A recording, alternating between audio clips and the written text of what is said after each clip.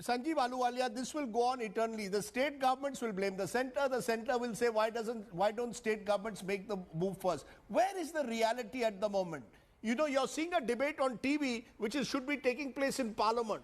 In Parliament, there's no debate. I'll come back to that in a moment. But who's responsible, Sanjeev Ahluwalia, center or states? Rajdeep, you know, the sad truth is that there are two factors which are responsible for the high tax that is imposed on petroleum today. One, of course, is the fact that we are deficient in petroleum.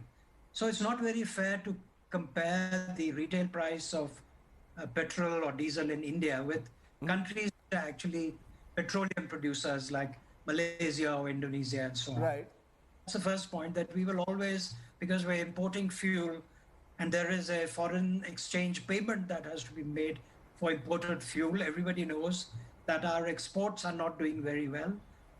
In last month, which is February, exports were, I think, 7 or 8% lower than they were. Your second point? Whereas imports have picked up. So, you know, that's a price issue that we have to tackle.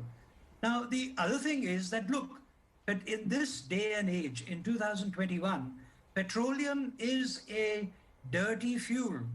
I mean, just like we impose sin taxes on alcohol, we have to start imposing green taxes on all kinds of petroleum. So that there is an incentive to move away from petroleum to, for example, electrification, which the government is trying to do.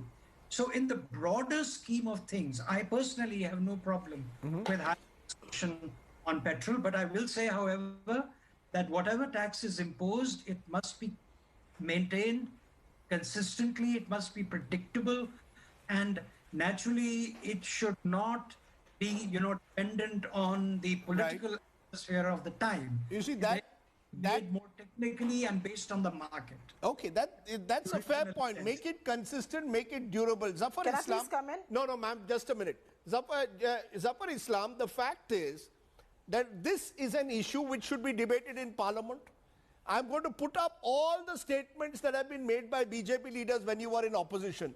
Then you virtually would block Parliament day after day, often for a session at times, over issues like petrol prices. Your supporters would tweet about it.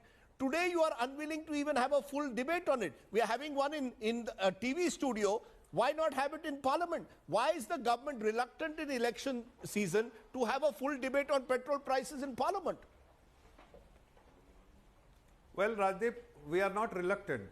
That is a business should be transacted in the House, and everything is been scheduled. No. This has also been scheduled for the discussion, and time and again, Rajdeep, let me just give you full perspective. Time and again, the Honorable Chairman and Deputy Chairman has told the opposition leaders that we are anyway going to discuss, that there are issues which is to be discussed pertaining to petroleum, Ministry of Petroleum, and you could raise this issue and we can discuss it.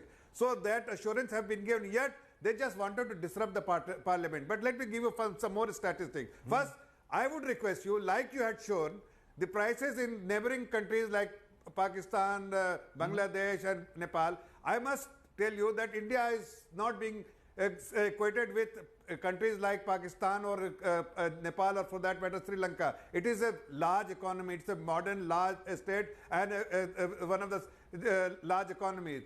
You must equate India with the rest of the developing world and see where is the Western world, what is the price there, and show that chart. I would be happy to see what is the price in United Kingdom, what is the price in France, what is the price in Denmark, Sir, what is the price in Finland. So I am happy to show you the tax structure. Third thing,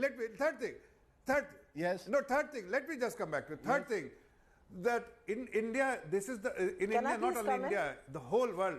Yes. One instance in a century faced this kind of a problem like COVID we have faced, where you have complete lockdown, complete shutdown of all the revenues.